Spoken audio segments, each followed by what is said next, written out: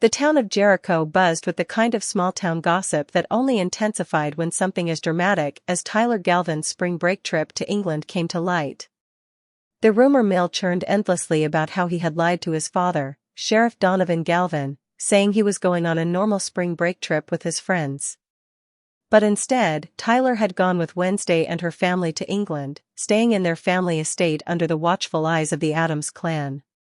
At Nevermore Academy, the rumors spread like wildfire among the students.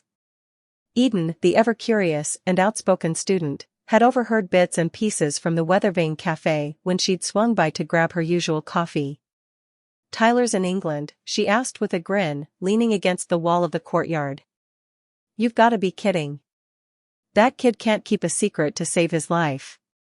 Xavier, always the artist with an eye for the peculiar, smirked as he added, he probably didn't want to miss out on a front-row seat to Addams Family drama. "It's the stuff movies are made of." Bianca, who rarely cared about much other than her own interests, couldn't resist joining in. "I bet he didn't even think about what he was lying about. That family doesn't just let anyone into their inner circle. No offense to Tyler, but he's not exactly the Addams type." Ajax, who had been unusually quiet during their conversations, finally chimed in with his dry humor. "Wonder if Tyler's learned any fencing moves while he was there. Maybe he'll come back with a couple of new skills." The fencing team was particularly entertained by the idea, knowing full well that the Addams family had a penchant for the bizarre and the eccentric. Principal Weems had already heard all about it. She couldn't ignore the undercurrent of chaos in the halls. She gathered the staff for an emergency meeting, a stern look on her face as she turned to the teacher's lounge. Inside the teacher's lounge, the air was thick with the aftertaste of tension. Adele Addams, as always, exuded an air of nonchalance, lounging comfortably in one of the black velvet sofas, wearing a Gothic-inspired spring outfit that could easily be lifted straight off a runway. She had an impeccable sense of style, even in the most unexpected situations. Coach Vlad, the fencing coach, paced back and forth, his concern genuine but somewhat misplaced in his usual gruff demeanor. "Adele, aren't you worried about this?" he asked, finally stopping in front of her. Adele barely shifted, her eyes still glued to the book in her lap. "About what, Coach?" "I'm not concerned." She looked up, unbothered. "Tyler and Wednesday were with adult supervision the entire time. And I've got video evidence to prove it. So relax." Coach Vlad was not convinced. "But Adele, he lied to his father, and Sheriff Galpin is bound to be furious when he finds out. You don't just take someone's kid out of the country without permission, no matter what the situation is." Adele grinned, the corners of her lips curling slightly as she reclined back on the sofa. "Is it illegal for a kid to lie about their whereabouts?" "Technically, if the kid says they're going to one place and ends up going somewhere else, that's on them. It's not like the Addams family kidnapped him. As I said, they were under adult supervision. That should clear things up." Just then, the door to the lounge swung open with force, and Sheriff Galpin walked in, holding a large stack of papers, his face grim. The air in the room shifted instantly. "I don't care what you think, Adele," Galpin said, tossing the papers onto the table in front of her. "Your cousin's family has gone too far this time." Adele didn't flinch. Instead, she casually extended her hand and picked up the papers, her eyes scanning them quickly. As she read, her lips parted into a quiet laugh that echoed through the otherwise tense room. Sheriff Galpin, clearly not in the mood for her reaction, crossed his arms. "It's a lawsuit, Adele. I'm suing the Addams family for taking my son out of the country without my permission. You can't just let this go." Adele's laugh grew louder, the amusement evident in her voice. "You're suing the Addams family? Oh, please. This is rich." She sat up slightly, her eyes meeting Galvin's with a smug glint. "I've never met anyone foolish enough to take me on, much less a no-name attorney from a no-name town like Jericho. See you in court, Sheriff." The room went silent. Even Principal Weems, who had been standing by the door, couldn't help but watch in stunned silence. She had witnessed Adele's unshakable confidence in action before, but seeing her so casually dismantle a lawsuit was something else entirely. "I'm not worried, Sheriff," Adele continued, her voice now laced with a sharper edge.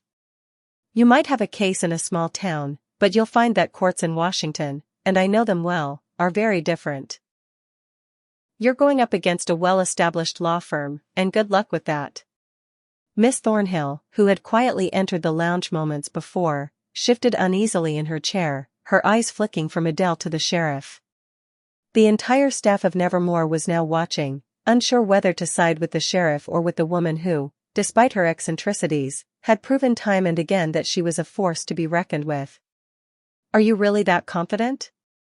Sheriff Galpin asked, clearly frustrated but still trying to maintain some authority. Adele tilted her head, her smile unflinching. "You've been out of your depth from the start, Sheriff. Now, if you'll excuse me, I've got a latte waiting for me." As she leaned back into the sofa, still holding the lawsuit in one hand, the tension in the room seemed to evaporate. There was something about Adele's confidence that left the sheriff speechless, though it was clear this wasn't the last they'd hear from him. It was late when Tyler found himself standing in his father's living room, the ticking of the clock on the mantel the only sound filling the otherwise tense silence. Sheriff Donovan Galvin, his father, was seated at the dining table, papers scattered in front of him, papers that had come straight from Adele, the Addams family lawyer, and the very reason the Galvins' house felt more like a courtroom than a home that night. Tyler stood near the doorway, arms crossed, his jaw clenched in frustration. His usual calm demeanor was gone, replaced by a mix of anger and regret. This wasn't how he had expected things to play out. The tension that had been building up between him and his father had finally erupted, and now there was nowhere to hide. "Tyler, I told you. No lies.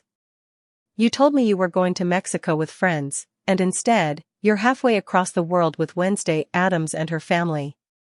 Do you have any idea what kind of trouble this is?" Donovan's voice was tight, his tone a mixture of disappointment and concern, but the anger was unmistakable.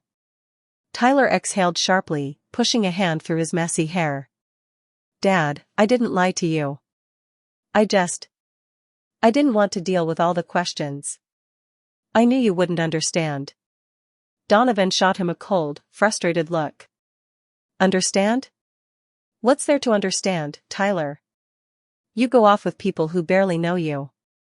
Their family is full of secrets, and you just let them take you halfway across the world like it's some big adventure." He leaned forward, gripping the edge of the table. "You're 16, Tyler. You don't just get to make decisions like this on your own. You're not an adult." Tyler's temper flared, and his voice grew more heated. "You don't get it, Dad. It wasn't about the trip, okay? It was about being with her, being with Wednesday. I don't care what you think about her family, they're important to her, and she wanted me there." He paced for a moment, trying to calm himself, but the words kept spilling out. "I wasn't trying to disrespect you. I wanted to be with her. That's it." The silence that followed Tyler's words was thick, the weight of his confession hanging in the air between them. Donovan's face was unreadable as he processed what Tyler had just said. His gaze softened, just a fraction, as he watched his son. "Wednesday Addams, huh?" Donovan said quietly, his voice tinged with disbelief. "You've been talking to her more, haven't you?" "I don't know why, Tyler. You know her family, they don't play by the rules. And I don't care how important she is to you, they're dangerous. You don't get to just step into that world and think everything is going to be fine. They don't care about you like I do." Tyler's heart thudded painfully in his chest. It wasn't just about the trip. It wasn't just about being with Wednesday. It was the fact that his dad didn't understand how much she meant to him, how much their connection had changed everything. The way Wednesday made him feel alive, like he wasn't just a product of his circumstances, like he had a choice, like he mattered to someone who got him. "You don't know anything about her, Dad," Tyler said, his voice quieter now, but the hurt was still there. "You don't know what it's like to be around her, to see her for who she really is. She's not just some girl. And her family, they're different, sure. But they're not evil like you think. They don't play by your rules, because they don't need to. They've got their own way of doing things, and it's not wrong. Donovan's expression hardened, though the sadness in his eyes was impossible to miss. That's the problem, Tyler. They've got their own way, but they don't care who they drag into it. And now, here you are, in their world, and I have no idea what that means for you. It's like you've thrown everything we've worked for away. I'm your father. I'm trying to protect you from people like that, and you're just blind to it. You don't see the danger, and I can't stand by and watch this. Tyler felt a deep ache in his chest as his father's words sank in. He didn't want to fight. He didn't want to hurt his dad. But he couldn't back down either. Not when it came to Wednesday. Not when it felt like everything he'd ever wanted was right in front of him. I'm not a little kid anymore, Dad. You can't just tell me what to do, and you can't control my life. I get that you're worried, but you have to trust me. I know what I'm doing. And I'm not going to let anything happen to me. Tyler's voice cracked with raw emotion as he finished, his breath shaky. Donovan leaned back in his chair, exhaling slowly. His eyes were weary now, and he stared at his son with a kind of resignation. I wish I could believe that, Tyler. But everything about this, everything about them, it's wrong. I just want you to be safe. For a long moment, neither of them spoke. Tyler's gaze dropped to the floor, fighting back the sudden wave of frustration that threatened to overwhelm him. His father's words stung, but it wasn't just the anger. It was the disappointment in his voice that made Tyler feel like he was losing something, maybe something more important than he realized. Finally, Donovan stood up, his shoulders heavy with the weight of the conversation. You're 16, Tyler. You're not going to understand this now, but one day, you will. You can't run away from reality. I just hope you realize what you're risking.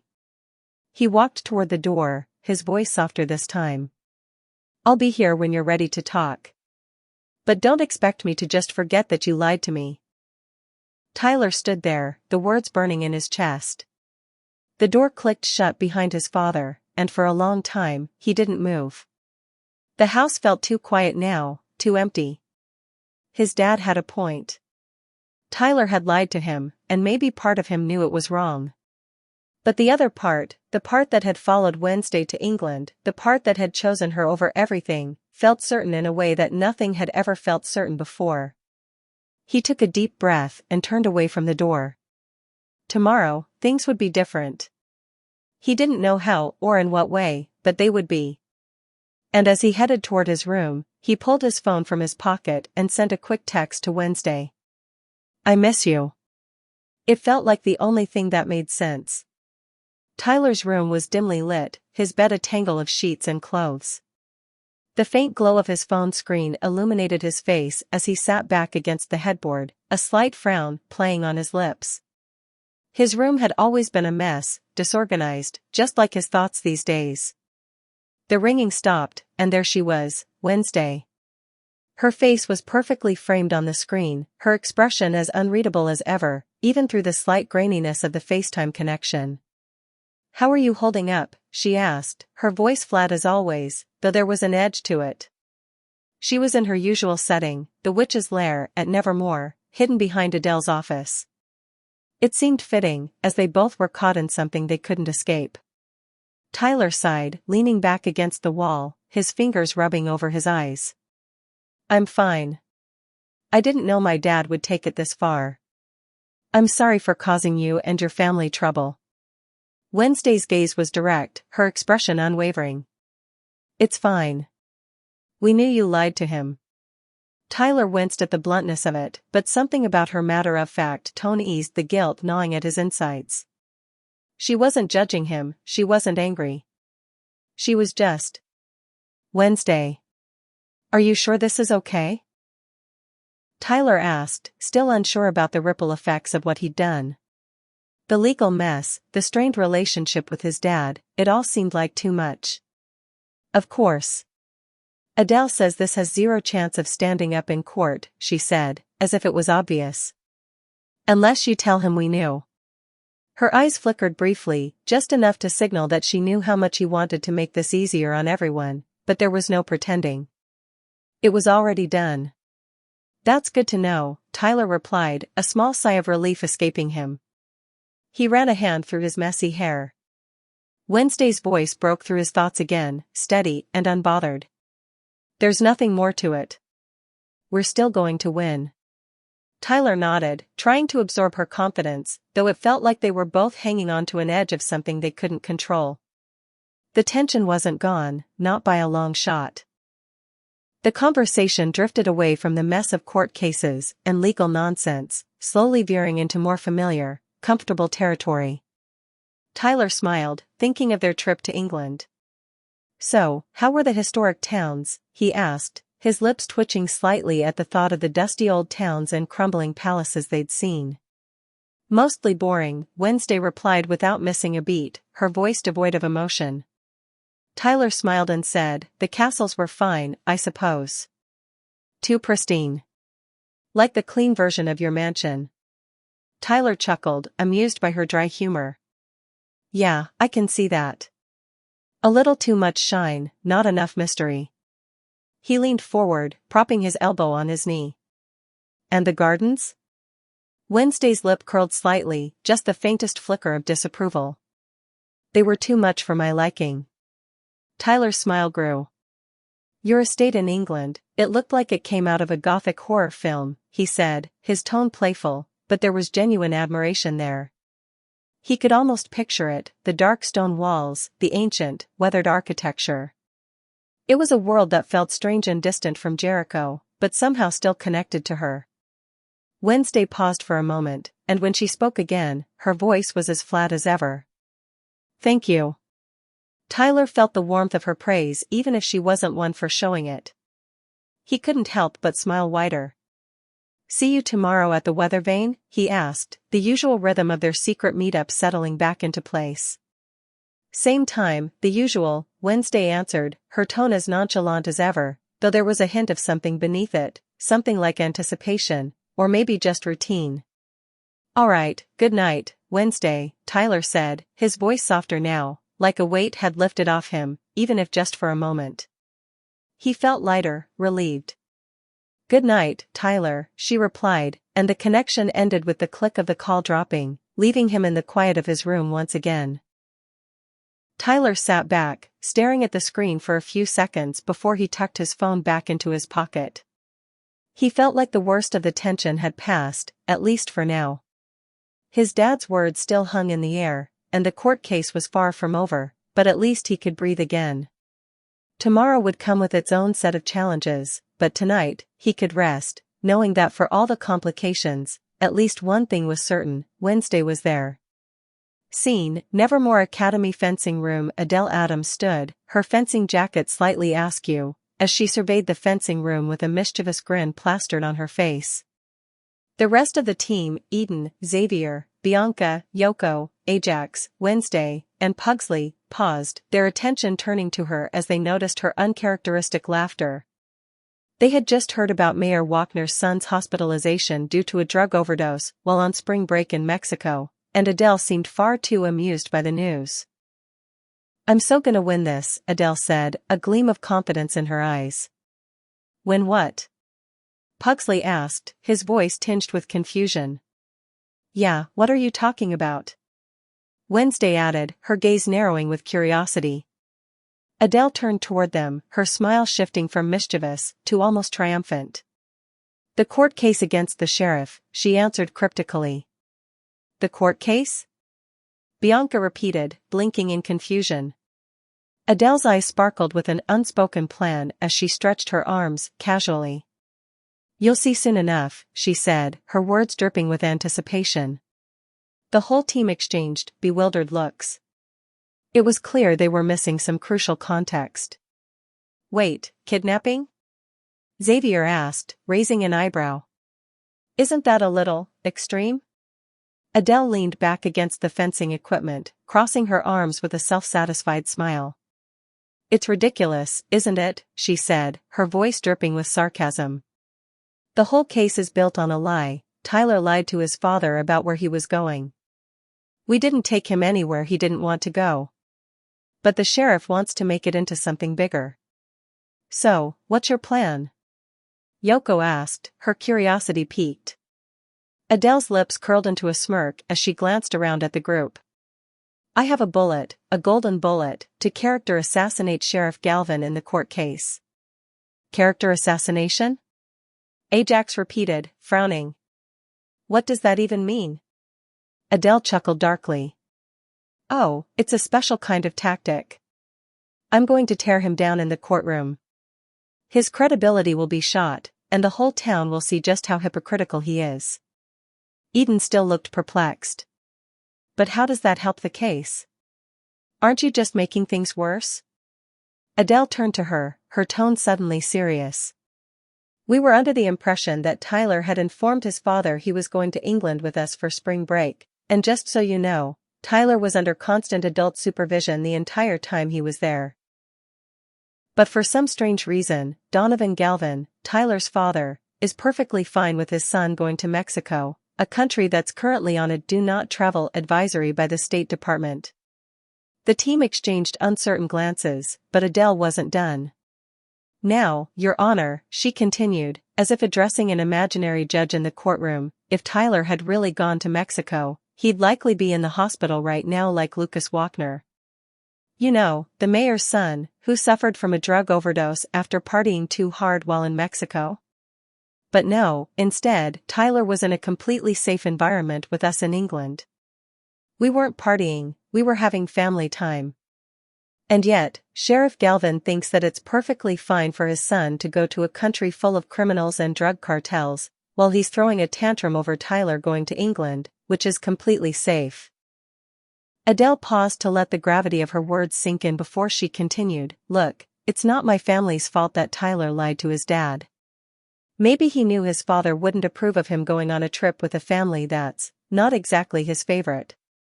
But the fact is, Sheriff Galvin doesn't care about the risks in Mexico. He doesn't care about his son's safety. All he cares about is punishing the Addams family because he doesn't like us. And if he's willing to send his son into danger just to prove a point, then maybe he should rethink his parenting strategy. The entire team was silent for a moment, digesting the sharp logic of Adele's words.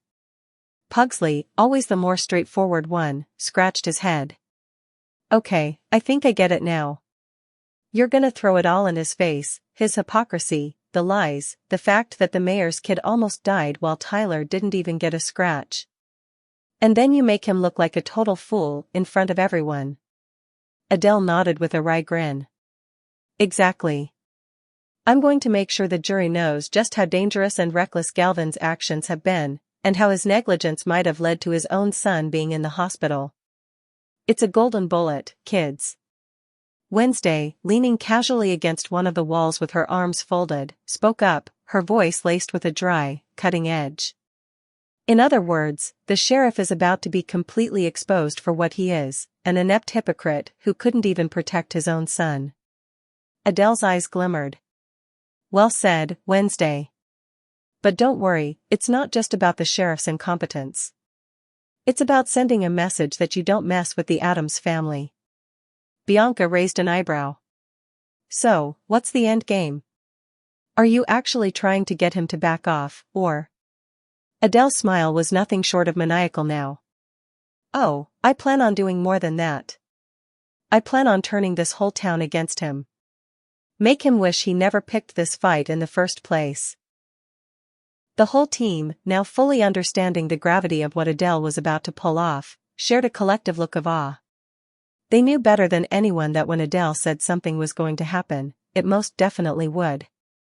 As the group prepared to leave the fencing room, they couldn't help but feel a mix of unease and admiration for their coach.